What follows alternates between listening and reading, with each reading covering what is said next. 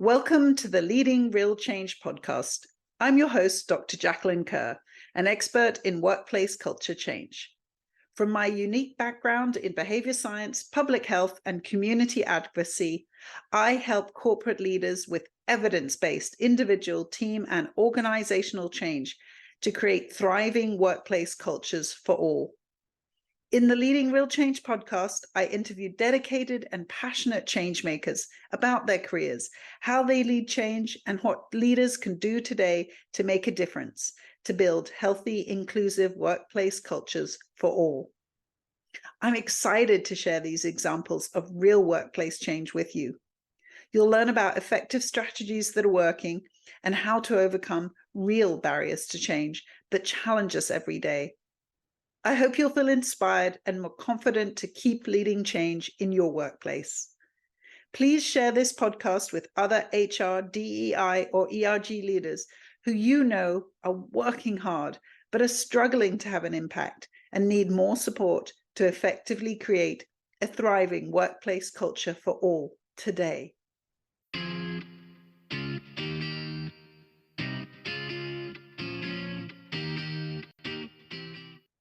My name is Kelly Robinson. I am one of 4 children, and I'm third in line. I have 2 big sisters and a little brother.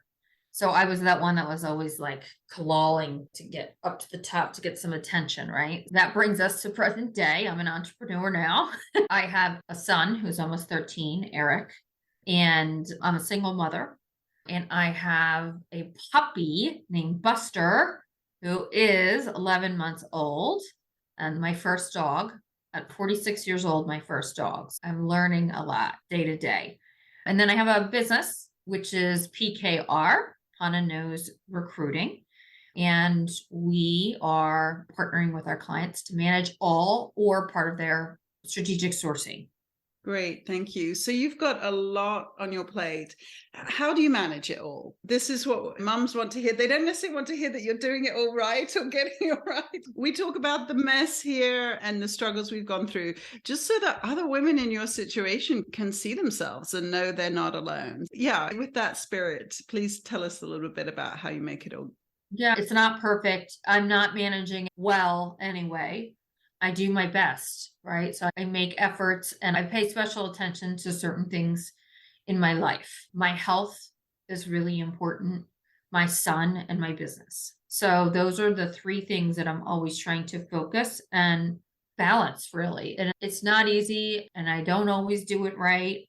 And I learn from those mistakes, which I think is the most valuable. I'm tired a lot. I'm 46. I think I said that. I might say it again 100 times, but like I'm tired. It's just happening as I'm getting older. I'm getting more just exhausted. I'm trying to focus on my health, which is eating healthy and getting moving so that I can have energy from exercise and things like that. And I still try to, shove all these other things in from time to time, like making sure I'm like reading or just doing all of these things that I want to do for myself. And it's hard, right? We all find ourselves focused as women.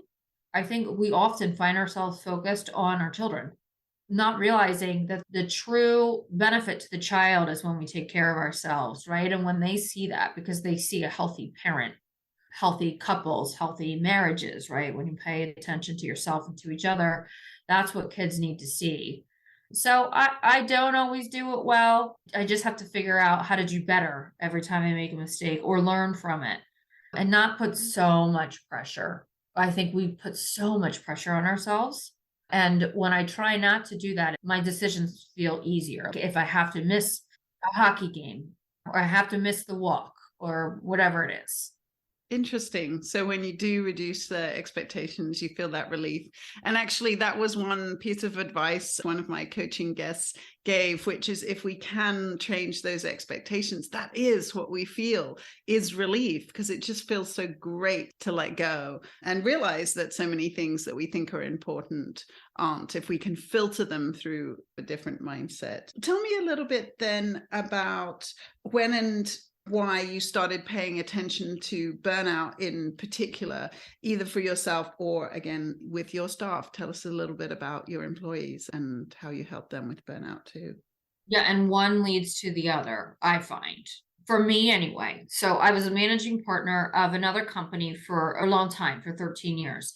And working for someone else, when you're that third child in line, you're always trying to, what do I need to do to make this person happy, to please this, blah, blah, blah, blah. So you put this pressure on yourself to be seen as, I've got it. I've got all of this. I'm doing all of this. Notice me. Truly, I think that's where it came from, right? So I would work all the time and I had a lot on my plate. And there was just a lot going on. So it was nonstop. So my son would be that kid that was like, he was 4 and I'm picking him up at 6 o'clock when it closes, right? Or I'm getting the call at 6:02. Are you coming? So that was me because I was always just so entrenched in work. And then I started to realize much later, my son's almost 13. When I got divorced, he was about 6 or 7. And so that's when I started to realize, okay, I'm here now and I want to put him on the bus and I want to take him off of the bus and I want to be part of all of that. And I don't want to be that mom that's like dropping him off before school at 6 or 7 and then picking him up again at 6 at night. And I started to be part of that. And then we would have dinner and he would do his sports or whatever. And then I would go back to working. That was okay. And that worked for a while. When I started my own business, which is almost 4 years ago, that's when I decided I don't have pressure on myself other than just from myself, but there's no one else that I have to say, oh, I worked tonight. What I'm doing is prioritizing what I need to do. So emails, all that other stuff, I net into all that. What I do is I've got my 3 things to do for the day. These are my focus and this is what I'm doing. And so I started exercising and eating healthy, and I had more time and energy for my son. I stopped working out at night unless I absolutely had to. So this whole idea of, yes, it's in my blood to work like that. But when I was able to see how I was losing the time and I was in an unhealthy place for myself, I felt like I had an opportunity. There were just these things in my life that happened, like the trauma of losing my father and then losing my job and then getting a divorce. And then there was just these things that led up to like, all right, let's just figure out what's going to work here. What do I need to focus on to keep me balanced and healthy and happy and the people around me that will directly affect? So that for me is how I started the business. And I think the pressure I had on me made me put pressure on other people before. And so now the only pressure I have is myself. And I know how I wanted to be treated before that I wasn't, and how I wanted my life and my energy and everything to flow and feel. So I'm able to do that now. And so I always say to people, when people seem off a bit, like they're snappy or reactive, there's usually something going on. And it usually doesn't have anything to do with you. They have something going on. And so you have to pay attention to these things. And when you see them, you say to them, hey, do you need a break? What can I do for you? So there's little things like that, like just taking note. But there's also being a role model and setting expectations. And they all have access to my calendar. So they can see that there are things that I need to do during the workday. And they'll see that I will do that. If it has something to do with my son or my health or something, I'll do it. And I allow them the same, right? So I'm leading by example, but they also see I'm working hard and I'm productive and I'm getting things done and I'm focused and I'm not doing nothing. So it's a balance. And so I lead by example, but I also set their expectations when they come in to work. That is how we work. You're going to have some times where you work more hours. You're going to have times where you work less hours. You're an adult. You have autonomy. As long as you're productive, you make your own schedule. No one's going to ask you. That's just not how we work. But we also pay attention to people and tell them when they need a break. So that's great. You're setting those like institutional guardrails. We always think about that as performance, all these things. Here's the minimum you do. And we never say, no, there's a maximum too. And as you say, people that are wired to work hard, or like you say, feeling that need to impress and let people know, yes, I'm working. Yes, I'm working, as a part of your self-value, yeah, we need help. We need help to be given that permission. And that's what a coach can also do too, is give you permission to stop. So I think it's even better when it's a manager or a CEO able to do that. And I love that you really understood that shift in your mind too, that now you didn't have to impress someone else. You didn't have to go back on email to impress someone else. That just sounds, yeah, that does sound so freeing, because I think that's one thing that I sat down and said is, okay, of all the activities I do, which am I doing out of obligation versus love because I actually love doing that thing? And it was so few. And it just felt so horrible to be working under this, oh, because I have to, or because it's expected, not through enjoyment. So it's interesting to think that in some ways you created your own business to help manage your burnout. And I think that's such a great message to hear, because I know lots of entrepreneurs struggle, and lots of people when they're starting up, if it's that startup mentality. But I love that you're actually creating these guardrails to make sure that doesn't happen. It's prioritizing. You don't need to do something just to do it, right? Just because someone says you should check your email for 20 minutes in the morning, you should check your email. That's not what I'm doing. I know what I need to focus on, and that's what I'm focused on. So if I miss an email, I miss an email. It's not the end of the world. If someone really needs me, they're going to call me, they're going to text me, they're going to find me. Because if that's a priority to them, they're going to do it. My priority might be different. So everyone has their own priorities and boundaries. And when someone says, oh, I was working last night, I say, I don't want you to work. I don't want you to work. So don't work. Don't. I don't want anyone working at night. If you have to work at night, let's rebalance your day. Let's look at what you're doing. Let's look at your priorities. I don't want someone working at night because they feel like I had to get back to every email. I had to get back to every blah, blah, blah. I had to do this. I had to do this. We're not just checking stuff off to check stuff off. Although people like myself love checking things off a list. It sounds so good. You have, like you really clearly said, you have your 3 priorities for the day. And I think that's so important, because we're looking at data that's showing that we're spending almost 70% of the day working on how to work instead of actually being productive and having focus. And again, having those interrupted times where you're able to focus. These are all such important things to prevent burnout. So it really sounds like that's partly where you're leading as a role model, but you're also actively giving directions to say, let's review how you're working when you're working and your priorities. Yeah, I think it's validating people, right? So it's also making sure that people know I really appreciate what you do. And it's interesting because when I say that to people, a lot of times my eyes will well up because it's such a feeling of, and sometimes I don't feel it. My chief of staff is amazing. And so sometimes it's like a Friday and it's the end of the day and I'm like, wow, I'm so grateful that I had her because I got so much done. And I'll send her a message and I'm welling up now because I'm so thankful to have someone that's helping me. It's just about making sure they know that, because if they don't know that, they might be wanting to impress or like work harder, and that puts stress on them and their families. So at the end of the day, it's taking care of yourself. Once you take care of yourself and like you're worthy of taking care of yourself, and I mess up all the time. I mess up all the time on that. I miss exercising or I decide to eat something gross or whatever. So by gross, really good, like fried, right? So it's all of these things. If you try to keep your focus on taking care of yourself, which sounds selfish, but as soon as you're more self-aware and recognize that, other people do too. I don't know a better way to explain it. And maybe it sounds like hokey, but I also think as I get older, I won't say my age again, but as I get older, I do feel that I can see the little things that are really not important.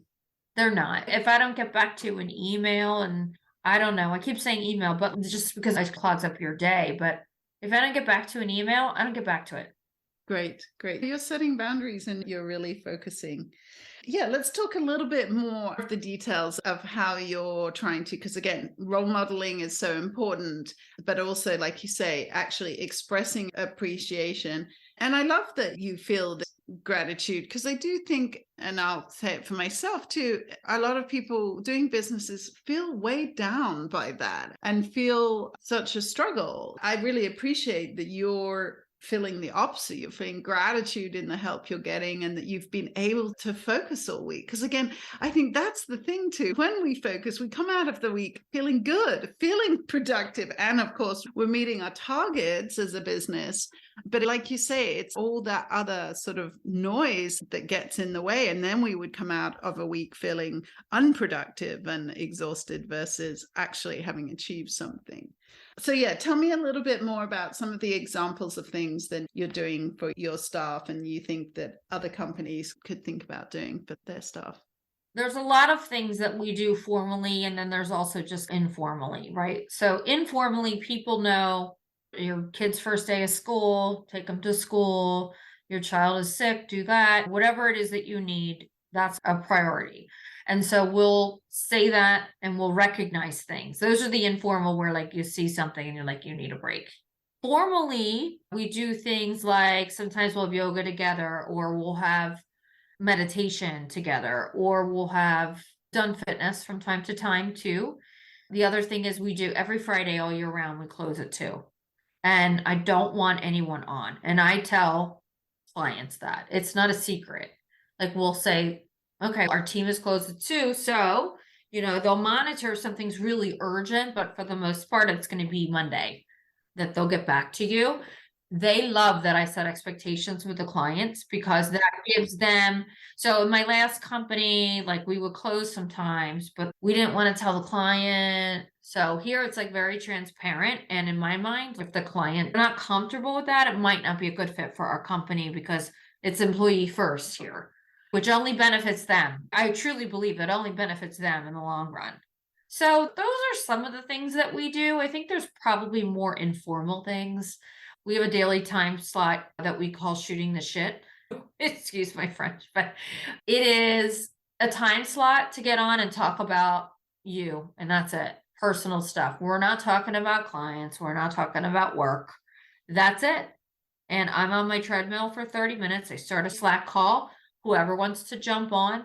Summers are really popular. Like a lot more people get on. It's at 8:30 to 9 right now. So it's hard with schools because everyone has school aged, mostly elementary school. So that's the time when they're getting dropped off. So that actually makes it a little bit more difficult now. So sometimes we'll do like a pop-up at noon or something so people can join us. But it's great. We've had kids, especially in the summer, kids get on, they talk. We know all the kids, we engage, we know the husbands, we know everything. But it's just a time to interact with each other on a human level. That's really important. And that helps them to understand that we do care about them and their kids. We see their kids or we talk to them, the husbands, the wives, the whatever. Those are some of the things that we really try to do. Those are great examples. I love to, again, the limitations on time are so clear and that you're so transparent about it with the clients. I think that's really important. And actually having informal times, but formally recognized times to connect informally. That's so important to provide those connection opportunities, especially with remote work. But also, just as you say, it's when you actually want people to bring their whole selves to work. That's so important that they have time to actually talk about things that make them who they are outside of work. But also your example of your calendar as well. That's open and that it's clear that you've got kid activities in there. These are great. These are all examples that definitely are recommended in the literature for creating that first base of psychological safety, which is it's okay to come as yourself to work. And yeah, that's definitely one of those first starts. So any other things about how you also work towards either rewarding behaviors, like when you think about things like merit reviews or promotions, these are things that, again, we focus on it being more time and more tasks versus, okay, more quality in the time you've got, or more contribution to team well-being in the time you've got. So do you have any thoughts about other ways that we can almost flipping the whole script on how we think about motivating employees and keeping them engaged? So we have a very, I'll say, agile company because there's a team of 20-ish. So there's a lot of need to flex and grow. Things change. Okay, your duties now, like what we've seen is this is really valuable. Let's focus on that. So people do have an opportunity to do that, like to change and grow all the time. And it doesn't necessarily mean title, money, hours, more work, less work, nothing like that. It's just about what is core in your role that's really important to the impact of the business, right? Whatever the objectives or goals are that we're working on. So there's a lot of opportunity, right? And that for them to get exposure to different things. I spend time with them trying to understand what they like, what they don't like, what they want to do, what they'd like exposure to. So that way we can give them opportunities like maybe special projects and time with other things that they want to do so that they feel rewarded. From time to time, I'll do bonuses or things like that. And I've been known to try to support personal goals with if someone really wants to get back to the gym. So I'll go buy the gym membership for 6 months and tell them they have to go at 12 o'clock every day. And we don't want to hear from them from 12 to 1. And that's it.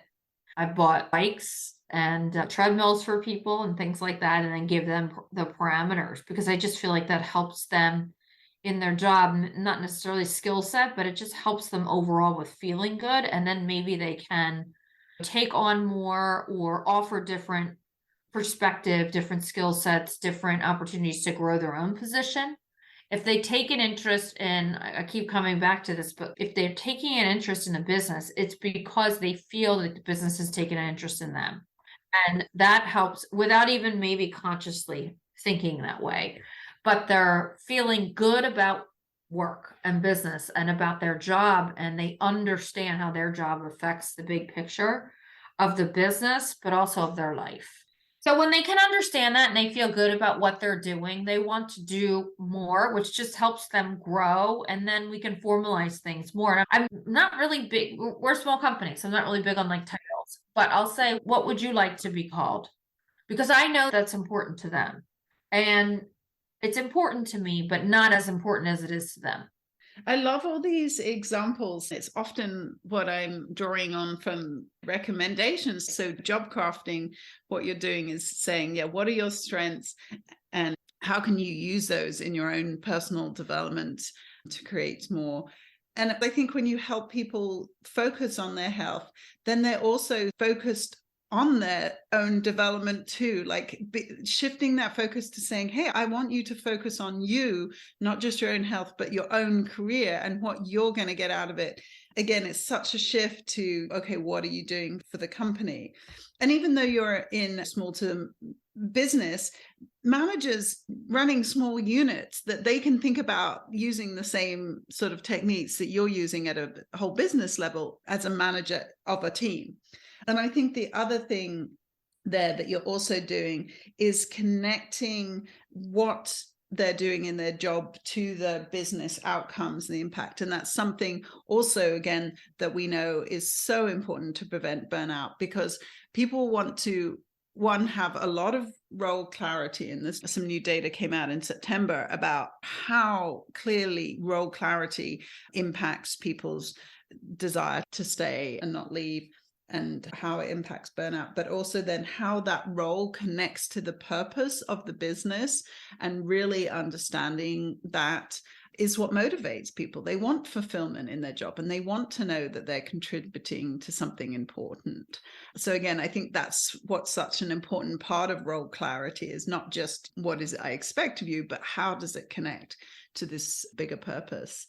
So I love that you're just enacting all these pieces of advice that I'm always writing about. I don't always do it well, but it's something I like to always try to be thinking about.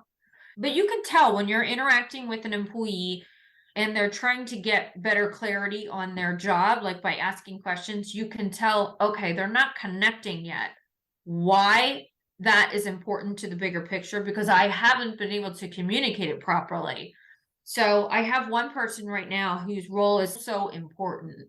And it took us a long time to get there. And I think now that person is starting to click like, okay, I see it. This is actually really important. It just took me a while to say, oh, you know what? I have to explain like the bigger picture. It's not just about that role. It's like the bigger picture. So they feel like they're making an impact. It's not always perfect. There's lots of times when I haven't been able to figure that out. So what are some of the barriers that you face when you think about trying to implement this? So thinking about the managers might be concerned about, what's helping you do this, but what gets in the way that you've had to overcome. So like you gave an example there, sometimes it just takes time and additional clarity and communication, but any others that can help other leaders think through what they're going to have to do? Each person is different. So it's not a one size fits all. So I could tell someone how I do things, but I also do things differently for each person because they're motivated by different things. So I think the biggest thing someone can do is sit down and listen to someone and try to understand them as a person, as an individual. So I have a trademark called the Unculture, and that's exactly what it's about. It's about creating a culture by bringing together all of these other cultures. So it's like a mishmash. It's not really one culture. Like it is what it is because of the uniqueness of each person. And people are different. So you can create reward systems. Not everyone cares about that. Maybe they don't want money. Maybe they want recognition in front of their peers. So it's more about understanding individuals and what makes them tick and what makes them feel challenged and rewarded and what they want from their role. And so then, of course, making sure you have the right people in those places, which is easier when you're at my size company. Easier and harder, I guess. But when you have a big company, it's harder to affect change. So it's really about trying to focus on yourself and your team and how that team can affect.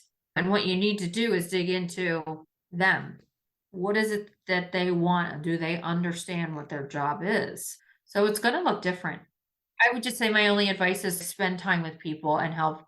If you take care of your people, it's Richard Branson always says, take care of your people, they're going to take care of your clients. So my philosophy is I don't have to ever think about my clients if my people feel good and trained and motivated and empowered to do things. Great. That's true. And I think it also speaks to this transition that we're making of managers as coaches, right? Versus that old style management of here's what you're going to do and the authoritarian manager.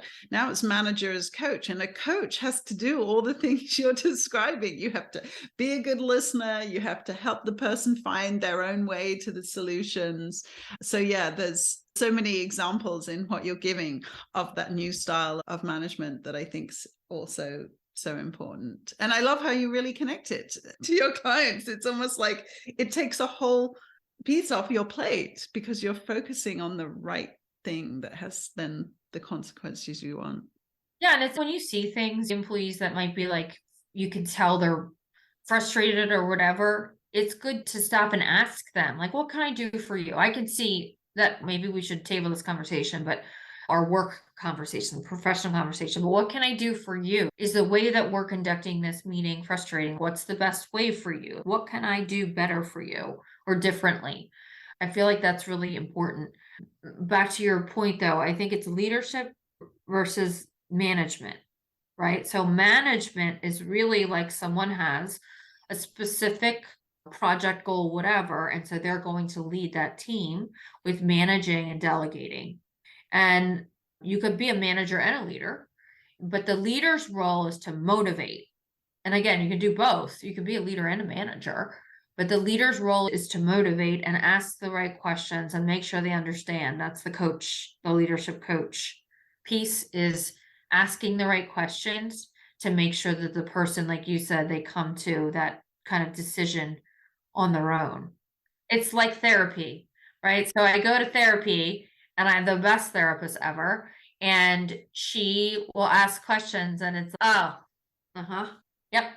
I just needed someone to ask those questions of me. because it helped me put things together for myself. And I think also questions are such a great way to give feedback too. I know that I remember being in this situation where I had two people giving me feedback, for example, on my TEDx talk when I was preparing that. And one just jumped in and said all these things, and the other asked me questions. And of course, my whole body and my whole response, everything felt so different to the person that asked me questions. I was so open to those ideas, and it got me thinking, and I was ready to go, yeah, how can I say that differently? So again, I think that was, for me, it was such a good reminder to try and use questions too. It's a softer approach. Right. And again, like you say, it also helps you come to the answers yourself instead of being so directive. And again, that's a skill you want to develop in people, is their ability to problem solve and find those answers. So I think one of the real keys here is also thinking just generally about emotional intelligence, which is your ability to self-manage, but the ability to manage yourself in relation to other people and to help other people. Like, it's awareness of other people's. So like, you're able to notice when someone's frustrated. And you mentioned hiring a therapist. So do you have any just insights into where you got to that place in terms of developing some of this emotional intelligence? Was it very intentional for you, or did it come as a result of kind of the journey that you described at the beginning? Yeah, it came as a result of all of these traumas. And I was unhealthy, I was overweight, I wasn't in a good place. So I wasn't as open-minded as I wanted to be. Like, feedback was hard, and a lot of these things just clicked for me in the moment that I lost my job. It just clicked for me. Okay, you know what?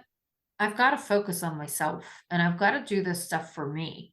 Because if I'm constantly trying to do it for other people, there's nothing left for me, and I'm miserable, and it's not helping me as a person. I don't feel good when I'm getting ready to go to dinner or something, and I'm like, I can't find clothes to fit. No one wants to do that. You want to feel good, you want to look good. All these little things just was like, you know what? I slowly started to think I need to do better for myself. And maybe I'm not as self-aware as I should be. And so maybe I need to go meet a therapist, talk to a therapist, and just see if this person could give me feedback. And I've been with the same therapist for many years now. And what she does really well is she asks those questions, and she really makes me think. And she could just give me her feedback and tell me what to do, but that's not how she is. And she knows me really well now. But that was like me trying to seek out, how can I be better? So there was enough self-awareness to know that I could probably use that, but I feel like I've gained so much more since then, because now I can ask some of those questions to myself. So I'm on a Zoom and I can see someone feels frustrating, and I think to myself, what am I potentially doing? Okay, I'm probably rushing through this Zoom. Let me take a step back. Let me make sure first that this person knows your work is phenomenal. I'm rushed because I'm rushed, and I'm sorry if that's making you feel like that. Your work is phenomenal. So it's just about, in the moment, making sure you, which we all forget, is a lot of times we think things and we forget to say them.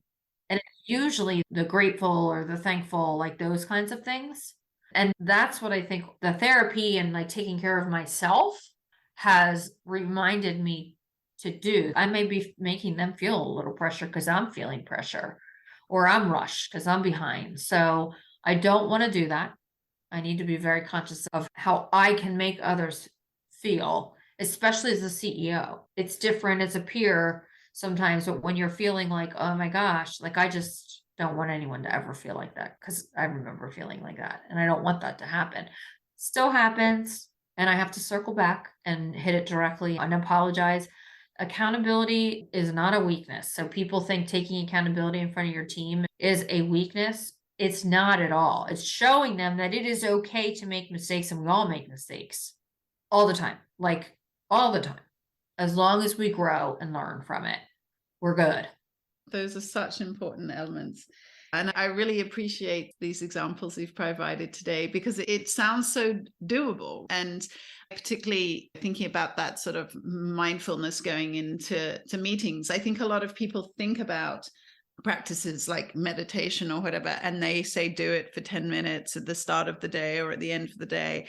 But actually there's some great work around mindfulness just in that minute or two before getting into a meeting. And then you actually come to the meeting with this open mindset to say, okay, I'm going to be really present. I'm going to notice what people are feeling. Like you say, I'm going to step back and take a breath. And even today, you're rushing into our podcast, so you were taking some time. And it was so funny. I had this meeting with somebody at UCSF, and I was the same. I was like, I got to get to the toilet. So I logged in, but I turned my camera off and I went to the toilet. And then I got back, and the guy was just coming there too. And I was like, oh, thank goodness you're a few minutes late too. I needed to go to the restroom. And he was like, oh, sorry, I forgot to tell you, we always give a 5-minute leeway in the start of a meeting to give people time to get ready to actually start the meeting. And so that's why he wasn't there, because he was using his 5 minutes as it had been designed to be. So yeah, I love those types of examples where we're actually admitting, okay, yes, we do. We need a little bit more time before meetings, not just to deal with the bathroom things, but also so that we come to that meeting, like you say, not in a rush, a little bit more mindful of who we want to be in that moment. I find myself getting very entrenched in meetings too. Thank goodness for my chief of staff who will like text me or send me something and she'll be like, you have another meeting. Because I feel like I try to be interested in what I'm doing and I'm really passionate about it. So I get into these conversations or meetings and it's hard for me to keep an eye on like time. So yeah, that you need that. Okay, so let's then wrap up today. What are you thinking about other things you want to prioritize or get better on as you go forward, or messages for other mums, for other companies out there about how to start making this shift, or just even one specific thing that they could do today to make a start to change things? I would say to a mom, she needs to have time for herself. And it doesn't matter what that is. It could be 10 minutes of reading every day. It could be 10 minutes of walking, whatever it is, you do it. You make yourself 1% better. I forget what I was listening to a Blinkist recently, and it was like, just do one thing. And so I literally on my sheet for the day where like I go in the night before, I'll show you it. It literally says 1%. So 1%, if I do one thing more than I didn't do yesterday, I give that 1% and make myself 1% better. So one little thing. It could be walking 5 minutes. It doesn't even have to be 10 minutes. Reading, stretching. I'm not saying you've got to go for a 10-mile bike ride or a run. These little things make a big difference. Just breathing, like just sitting with no phone in your hand, looking out in nature, or just something for yourself. You can't do for others if you're not doing for yourself. And it's not selfish, it's just smart. It's a fact. It is what it is.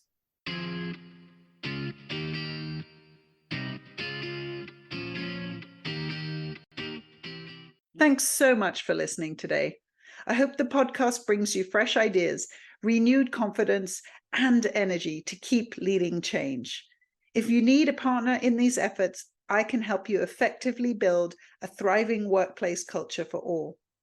I'll help you overcome the real barriers to change you face every day and help you lead real change with evidence-based solutions.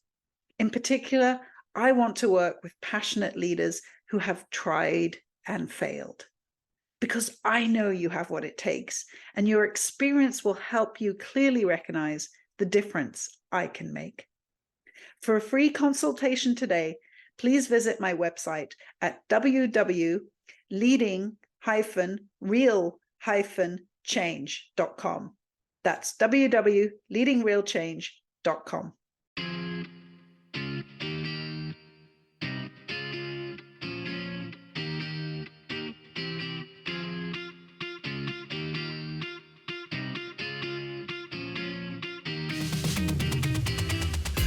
Control, you're a fighter. Push the limits and see it, you're already there. Told you we going higher. Ain't no stopping us, we're going in for the win. And we're gonna celebrate. Then we're gonna do it all over again.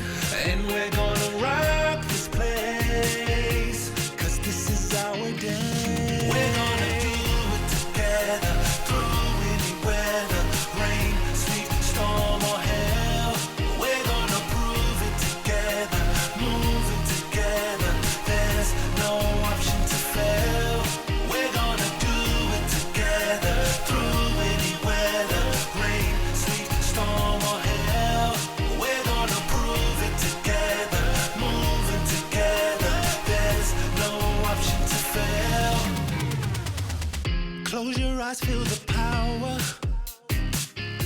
Everything that you need and more is within. 'Cause this is the hour.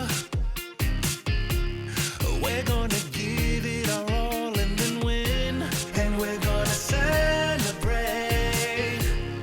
And we're gonna do it all